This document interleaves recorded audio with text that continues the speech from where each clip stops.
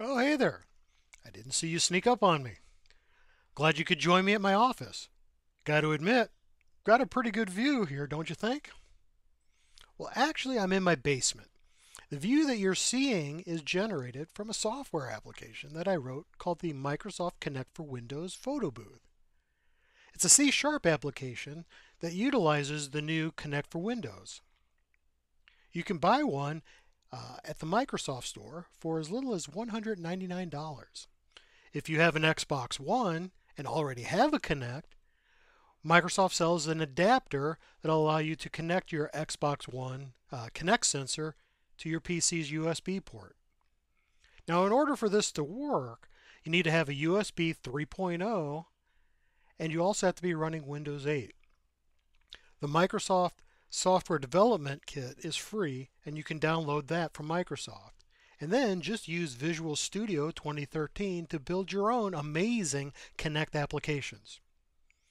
For the next few minutes, we're going to talk about this application, the Kinect Photobooth. The Kinect Photobooth is an excellent application to demonstrate the capabilities of the Microsoft Kinect. I use it at the Microsoft booth when I go to conferences or do speaking engagements. People love to get silly and take crazy pictures with the Kinect Photobooth. Not only will it allow you to put your image in front of some crazy backgrounds, but it'll also send an email where you can have your picture as an attachment along with some information about your event that you can then email to the user. All they have to do is provide their email address, and if you have an internet connection, the photo will be sent to them automatically. It's amazingly simple, it's fun to use, and people love to get their picture taken on the assortment of different backgrounds. For instance, right now I'm on the beach, but I could very easily be, let's say I could be perhaps on the bridge of the on a starship. Oh, there's some problems on the starship. Let me correct those real quick. See how fun that was? Now, if I took my picture, I could have this crazy picture sent to me in my email. And we're going to see how that's done in just a moment. So go ahead and sit back, relax, and let's learn a little bit about the Microsoft Kinect and the Microsoft Kinect for Windows Photobooth. Hi there. We're back and now we have a full screenshot of what the Kinect Photobooth application looks like. And right now I'm going to take a moment to explain some of the features that you see on the screen. Up here at the top, you're going to notice a color image. This is the viewfinder and this is providing the raw color video feed from the camera. You can see that the background is radically different from the main part of the application. And that's because this is just the raw color feed. How this works is the Kinect sensor identifies individual bodies and then enables you to go through pixel by pixel on the color frame and identify what body those pixels belong to. Because we can track up to 6 individuals, it's going to take just the pixels that belong to my body, which are right in here, and it's going to allow me to do, well, whatever I want with them. In this case, I'm going to superimpose those pixels onto the background, which you see here. And that's a pretty neat effect. It's a green screen effect without having the green screen. The next thing that we're going to see on the screen right here is the Kinect control for XAML applications. And so this comes with the SDK and allows you to put with really about 8 lines of code, enables you to connect, enable just about any WPF XAML application. You can also use the control in Windows Store applications. It's pretty easy to use and then basically provides a cursor and just another way of allowing you to take your existing applications and with a few lines of code make them Kinect enabled. So we'll take a look at this momentarily. Off to the side here are all of the backgrounds that are available. These are built into the application and we'll take a look at this when we see the code. These are resources and so they're just all part of the compilation package. We'll talk about this in a little bit. The user has a couple of options. They can slide the mouse wheel, or they can use their mouse cursor and scroll through these, or when this detects human hand, you can use that control to scroll through them as well. Off to the bottom here, there are a couple of checkboxes. The fill option provides a neat little shadowing effect. So when we talked about up here taking the color pixels and superimposing them onto a background down here, instead of taking the color image of the person, what I can do is just use those pixel positions and put really whatever color I want in there. And we'll take a look at that in a moment. It's a pretty neat effect. The next one is leave trails. The Kinect for Windows is sending frames of data to your application at up to 30 frames per second. So this is not a streaming video, but rather individual screenshots or image shots. And so at 30 frames per second, if your application can display those pretty quickly, that looks like very smooth motion. Otherwise, if you looked at the application, you're just dealing with one frame at a time. And this happens rather quickly. So it's your application's job to do something with those frames, and then hopefully you do those as quickly as possible so that you have nice fluid motion. And I'm going to talk about a technique using data flow and multitasking in your application, but that'll be talked about a little bit later. The next part of the application is the email address. And so if the user chooses to, they can key in their email address here. The X just simply erases the email address. And then when the user clicks the Take Photo button, what happens is that photograph is taken. A little watermark is going to be added to the image right in here that gives some logos about Microsoft Kinect and the event that this is being used at. And you get a nice little souvenir photograph as an attachment. You also get the option in the application to create a custom email. The user saying, take the photo and email it to me. So why not give them a little bit more information either about your event, your activity, your organization, or some resources that they can get on the internet to learn more about your product or whatever the event was about. So this is a great opportunity to get another way to reach out to the user after the event.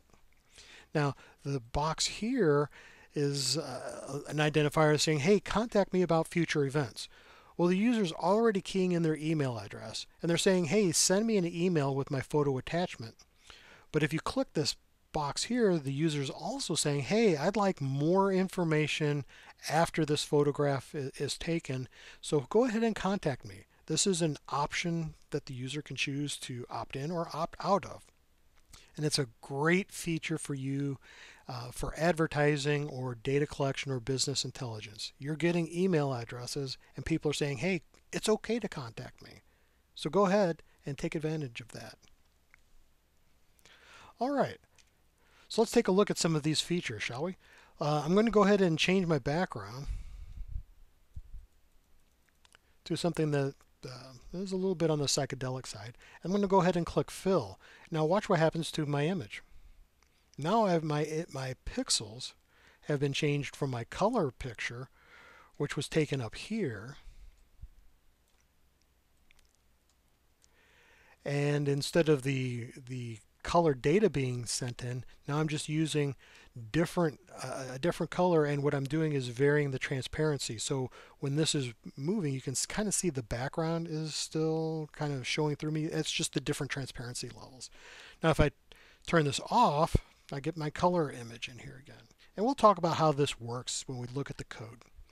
The next option is leave trails, and this is a really neat psychedelic effect. As you can see as I move, the previous image of me is not being removed. Remember, this image is being shot out here at up to 30 frames per second, and so rather than provide a new image, what I do is just superimpose the new image on top of the old image, and you get this neat psychedelic effect. And if I click leave trails, it disappears, it comes back. I can choose fill, and I can do a combination of these things to really get some interesting backgrounds.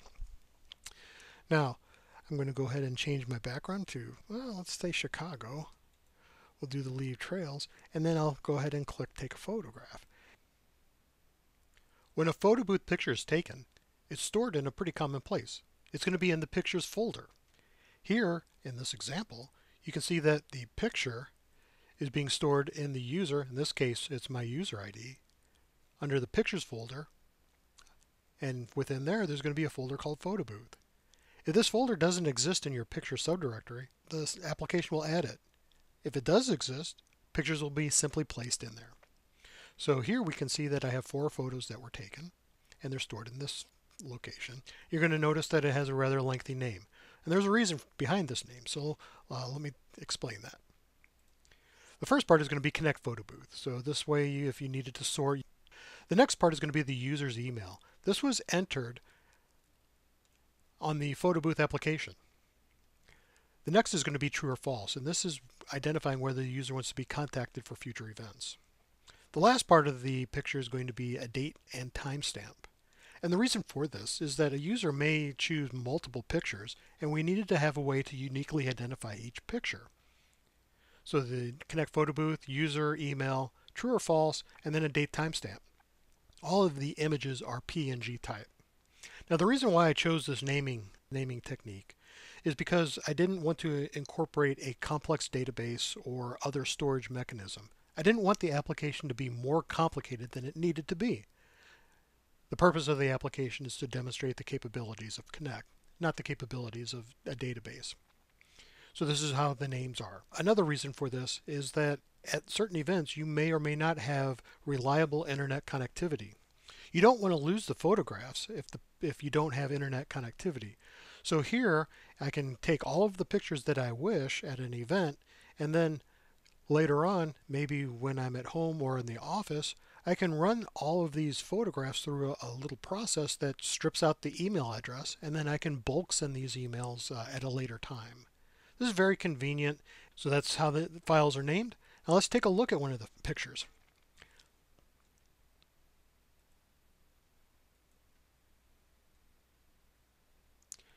So you can see I've got a couple of pictures here that I've taken, and let's just take a look at one. This one looks pretty good. So this is a pretty interesting picture. It looks like I'm about to get eaten by a dinosaur. And quite honestly, this is probably one of the most popular pictures when I do the photo booth at events.